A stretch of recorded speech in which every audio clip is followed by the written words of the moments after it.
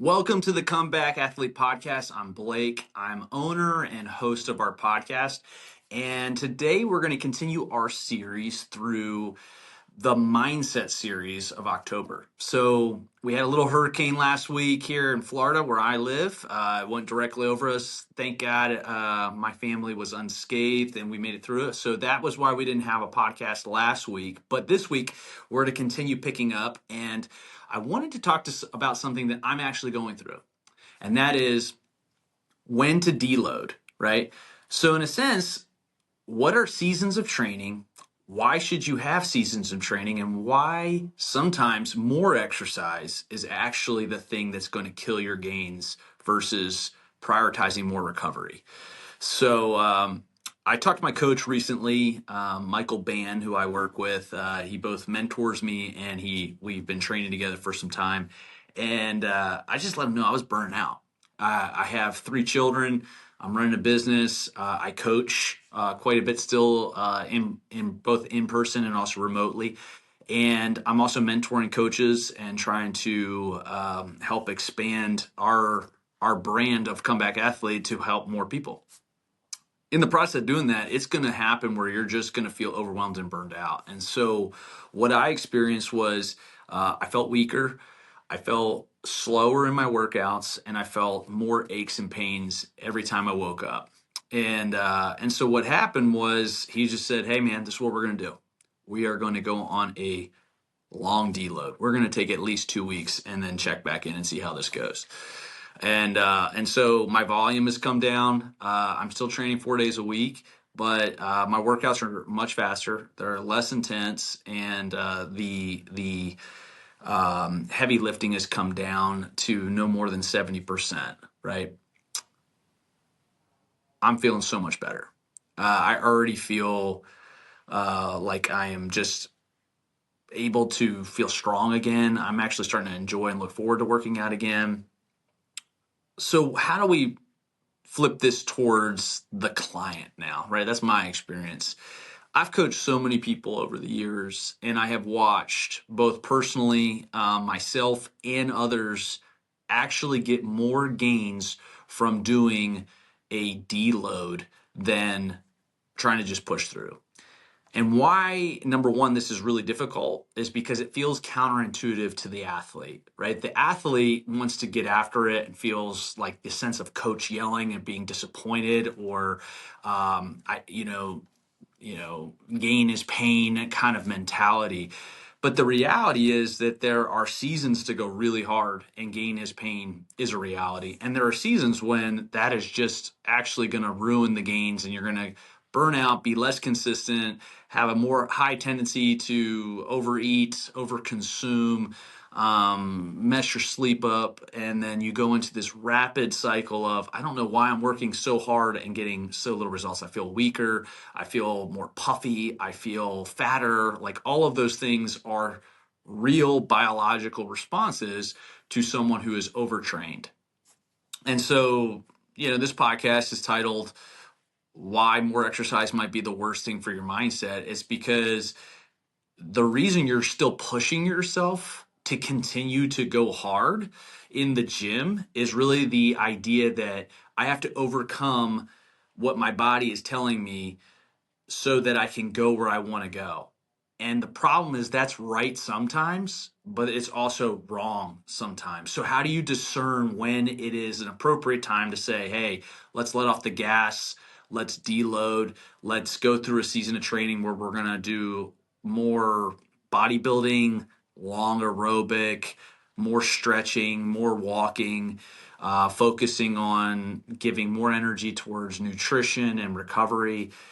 When is it that, or when is it I'm being a wimp and I don't want to push through?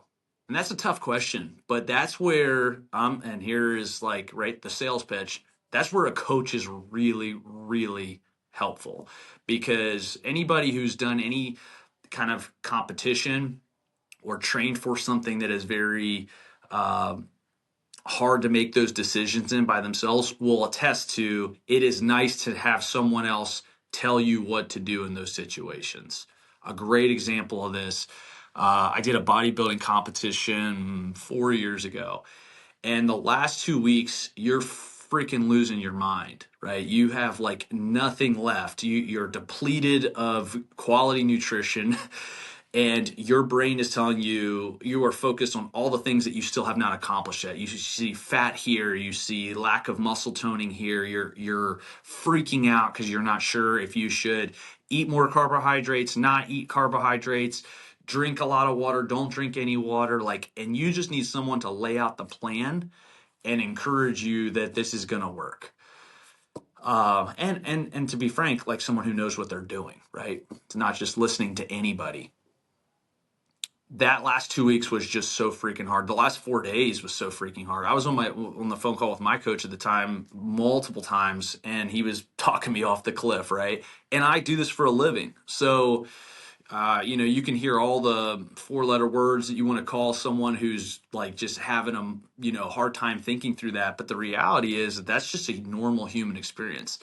And so knowing when to do those things is really difficult, the point, to figure out by yourself. And so what I see a lot of people do in the gym is they wind up making exercise their coping mechanism for whatever's not going well in their life.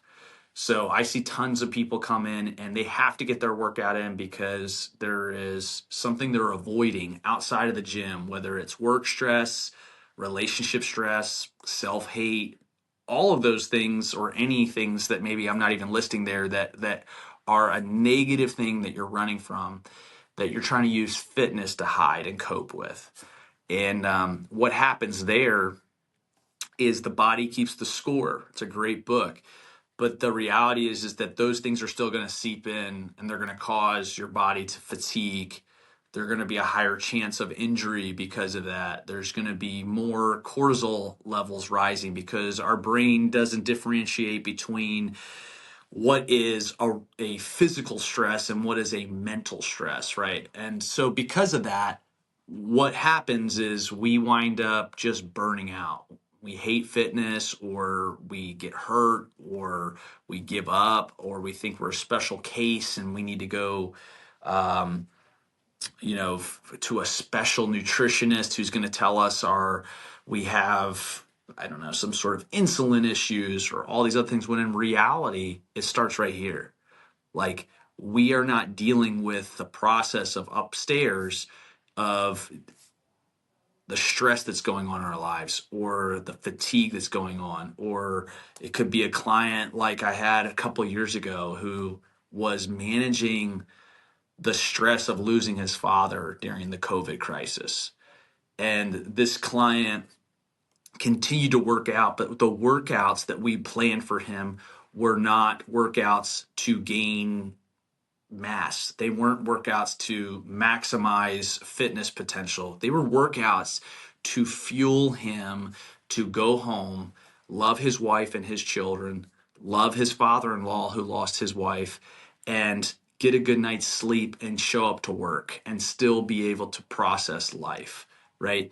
And he still talks to me about how that 2 months of training, we did long aerobic, we did light resistance training, and we did just fun workouts, but also ones that were not requiring much of his nervous system, things that were going to get him sweaty and feeling good endorphin rush, the reward of hard work, but at the same time not depleting him so much that he couldn't be a great father, a good husband in the midst of a really, really hard season.